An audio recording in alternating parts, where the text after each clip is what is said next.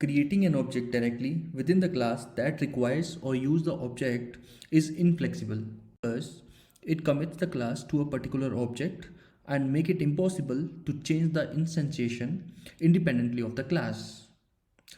Hello Decodians, welcome back to my channel The Decode Show. I am Rahul Abrol and today I am going to talk about the factory method pattern.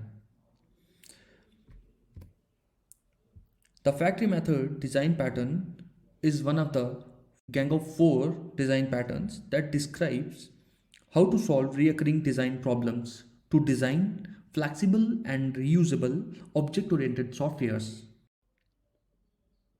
That is, objects that are easier to implement, change, test, and reuse. The factory method pattern is a creational design pattern that uses factory method to deal with the problem of creating objects without having to specify the exact class of the object that will be created. This is done by creating objects by calling a factory method, either specified in an interface and implemented by child classes or implemented in a base class and optionally overridden by derived classes rather than by calling a constructor. Definition of factory method pattern is define an interface for creating an object, but let subclasses decide which class to instantiate. The factory method pattern is also known as virtual constructor. It promotes the loose coupling by eliminating the need to bind application specific classes into the code. In this diagram, we have an interface called notification with one method and three concrete classes: SMS notification, push notification, email notification, which implement this interface. And we have a factory class called notification factory, which have a method create notification used to get notification object.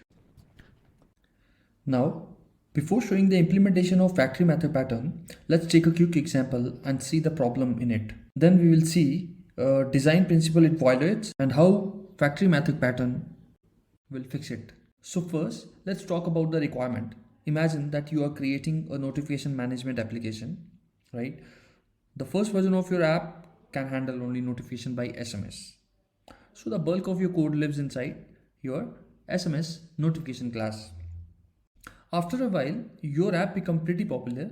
Each day you receive dozens of requests from people to incorporate email notification into the app. Wow, that's a great news, right? But how about the code? At present, most of your code is coupled to the SMS notification class. Adding email notification into the app would require making changes to the entire code base. Moreover, if later you decide to add another type of notifications in the application, you will probably need to make those all changes again. As a result, you will end up with pretty nasty code. So let's see the code for this problem. So first, I'm going to create a notification service class. We are going to send a notification via SMS. So here is the implementation of send message function. Public void send message. In this, I'm just adding few print commands. System out, initializing notification service,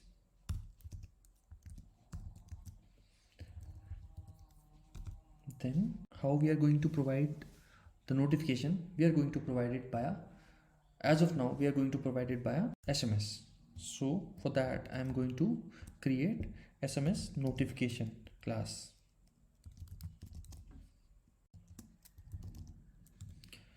SMS notification, new SMS notification, and then we are going to call notification dot notify user. All right, and this will notify the user via SMS. Okay, now I'll provide the implementation. So we have created one notification class Here I'll print like so notification. So I'll make it short. I'll call it as SMS notification sent. All right. So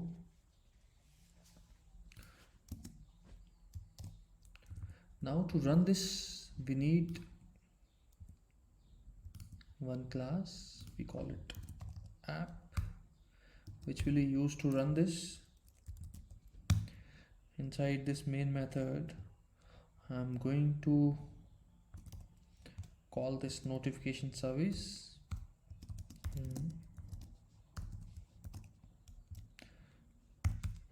And simply notification service dot send message, right? So we are done here. Okay, if you run this code, you can see output of this class is initializing notification service, then SMS notification sent, and we are done, right? So as you can see, as of now, notifications are sent to the user via SMS, right? So after a few weeks, customer came back and tells us like our notification service should handle email notification as well. So in that case, we need to implement email notification as well, right? So what we're gonna do, we're gonna add email notifications in our notification service, right? So I'm going to add null here because I'm not sure which object which type of notification user wants to send. So here if notification type, okay, so we don't have notification type, so we will introduce one variable here in this function, and then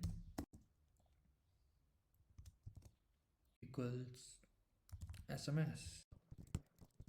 Then we are going to provide it here SMS notification.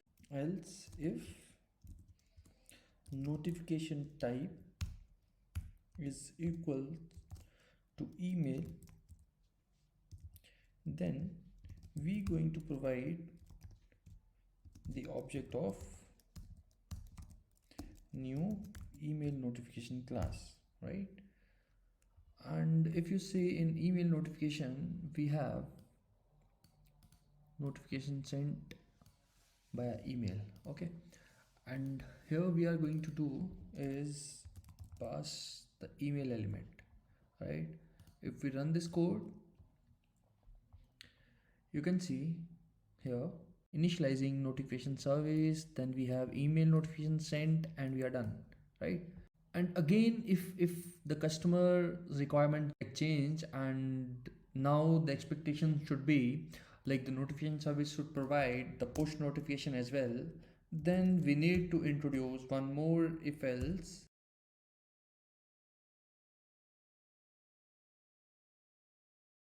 and same implementation of push notification is here as push notification sent in notify user method.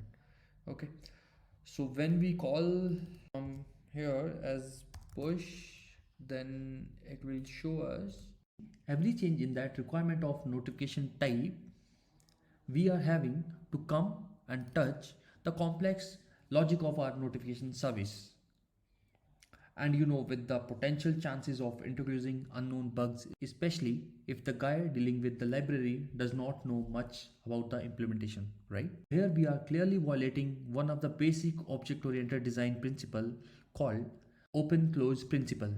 So open close principle states that a class should be open for extension and closed for modifications. So if you look at the modification in standpoint, we are modifying the class and causing unknown issues here in the class. That is one violation. Another thing is your high level class, which is notification service, depends on the concrete classes. So this is another violation of design principle called dependency inversion. Dependency inversion, which says that you should always depend on abstraction rather than implementation. This is the place where factory comes into play and save the day. So the first thing we have to do is that in factory method, it's dealing with the creation, right? So what we are creating here, the notification. Now let's create a factory method to create notifications. We are going to introduce an interface called notification, right? And this notification is going to have one method. So this interface is going to be used in notification service, and how it is going to be used I'll show you, right? So this is which implements notification interface, and we already have implementation of notify user, so we are going to do the same for push notification. As you can see, all the concrete classes now, the child class is implementing this notification interface, right? Now we are going to change the implementation of this send message function, and how we are going to do that I am just going to show it to you guys. Okay, so